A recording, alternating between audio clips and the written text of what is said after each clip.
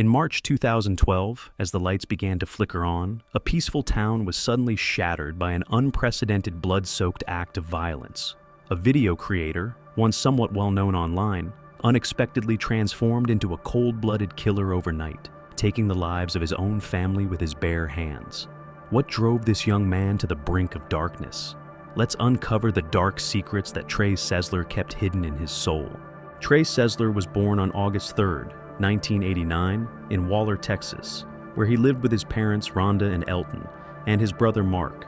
Elton was an elementary school teacher, while Rhonda worked for a local newspaper. On the surface, it seemed like a happy family, often spending weekends together, and neighbors rarely witnessed any discord within the home. In terms of academics, Trey had average grades, was not particularly introverted, and had a special passion for playing the trombone in the school band. But when he joined this video club, he discovered a greater passion: video production and gaming. In the early 2000s, as the internet rapidly expanded, many teenagers were fascinated by every new update, and Trey was no exception. However, Trey also had some odd habits. At the age of 13, he once called 911 to report that he was being followed by a stranger, demanding the police come immediately. His plan was to attack the officers with a baseball bat, steal their gun, and go to a friend's house to kill him. Fortunately, the plan failed. When the police arrived, they immediately recognized Trey's intentions and advised him to see a psychiatrist. Though Trey did visit a doctor, the Waller Police Department ultimately did not pursue the matter, and he did not receive timely treatment. By 2006, Trey, now 17, started his own YouTube channel. Initially, the content consisted mostly of random short videos. By the end of that year, he changed the channel's name to Mr. M.E., Anime Mr., focusing on explaining anime, a highly successful niche at the time. Trey became one of the first to create content in this genre, helping his channel quickly gain popularity. Within a few years, the channel attracted a large following, reaching 5 million views by 2011, an impressive figure at the time. But Trey never abandoned his obsession with guns. The incident at age 13 was not an isolated event, but a prolonged nightmare.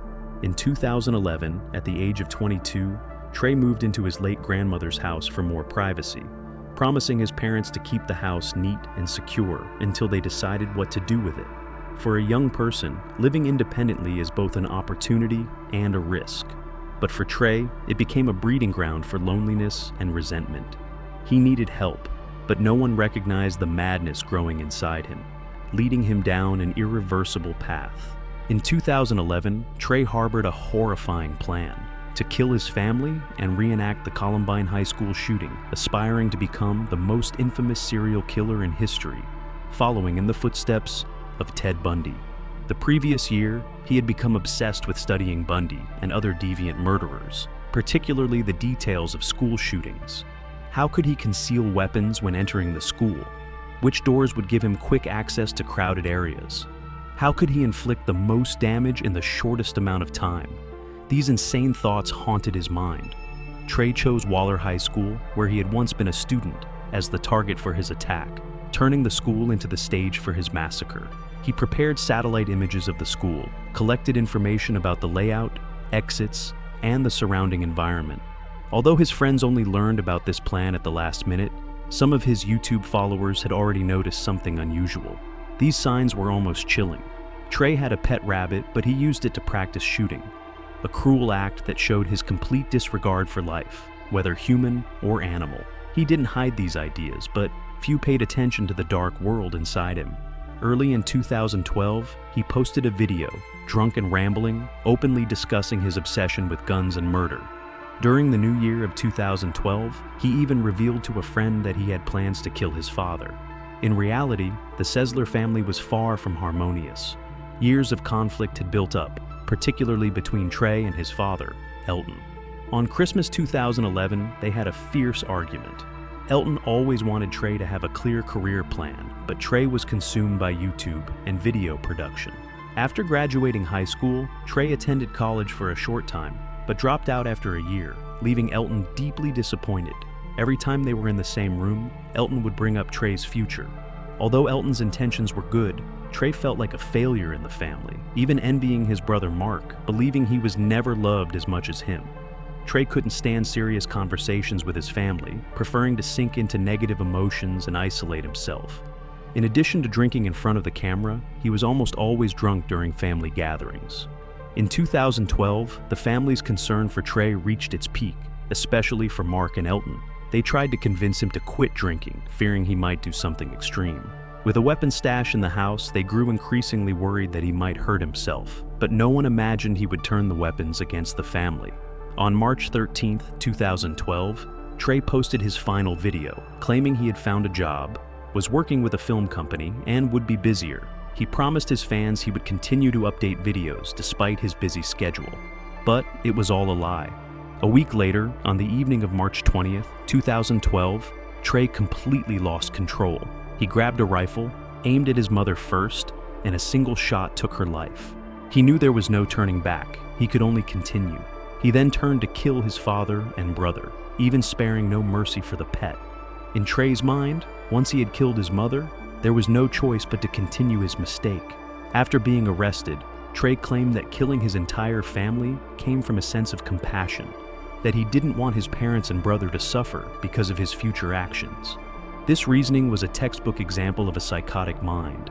Even after murdering his family, Trey still saw himself as noble, wanting to protect them in his own twisted way. On the morning of March 20th, 2012, neighbors heard gunshots coming from the Sesler home and immediately called the police. 2 officers arrived at the scene but did not find anything unusual and did not enter the house. Later that afternoon, a family member of the Seslers requested a welfare check from the Waller police, and they discovered the horrifying crime scene. Rhonda's body was found in the garage with 4 gunshot wounds to the chest. Inside the house were the bodies of Elton and Mark.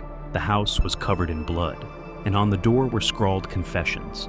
"I will never forgive myself. I don't know why this happened. God help me. No one will forgive me, not even myself." On Trey's bedroom door, he wrote in black and red ink a series of short and long phrases. "I'm not angry. I'm very sad. Is this strange? Will I get into trouble? Will people look at me strangely? Problems and fears are the only things that need to be faced." These words seemed to simultaneously admit and deny everything. As the police collected evidence and pieced together clues, Trey sat in his car, staring into space, silently for an hour, contemplating his plan. A moment he considered his glory. Fortunately, Trey did not carry out the final act of violence. He was arrested at a friend's house that same day. Faced with the crime, he didn't deny it, but his words were mixed with self-absorption, trying to paint himself as a protector of the family. With his confession, the writings on the walls, and countless other pieces of evidence, the trial wasn't complicated. Trey Sesler was sentenced to life in prison without the possibility of parole. At 22, he was incarcerated in a Texas prison, and 12 years later, he remained serving his sentence. While in prison, Trey wrote a letter to a friend named James, expressing, "I'm glad to hear from you, and thanks for the article you sent. Things here are mostly fine. I haven't heard of any major news, but events like this tend to happen spaced out. Usually, after doing something like this, people commit suicide to avoid being caught and tried. But not everyone does that. Like James Egan Holmes, the guy who shot up the movie theater, he got arrested alive. When you get to the point I'm at, you really don't care what happens next. I had a nice car, a little savings, and a good family, but I was sick of it all. I see society as a scam. Very few people have happy lives. Hard work only gets you this far." The letter revealed a glimpse into Trey's twisted mind. For most people, it's hard to imagine how someone could fall into the depths of madness and hatred like that. If Trey believed society was a scam, why did he lash out at his family? Neighbors and friends all knew that, aside from arguments with Elton, Rhonda, Elton, and Mark, had never been abusive toward Trey. What's worth contemplating is that Trey had been active online for 6 years before committing the crime, and in the last 2 or 3 years, his content had become increasingly dark. Some people commented on his horrifying statements regarding the rabbit. But why didn't anyone report it? This phenomenon was not the first on YouTube or other platforms, and it wouldn't be the last time a social media personality turned into a killer before their audience. We always talk about warning signs, but aren't these signs themselves? The Trey Sesler case is not only a tragedy for a family, but also a wake-up call for society. Loneliness, resentment, helplessness. How many dangerous behaviors are hidden beneath these emotions? The internet connects us more closely, but it also places the responsibility on us to care for one another. Perhaps one report, one concerned look, could prevent a disaster. Hopefully, when people see similar behaviors, they will have the courage to speak up, so social media no longer becomes a breeding ground for violence. At the end of the video, please like, subscribe to the channel, and share your thoughts. See you next time.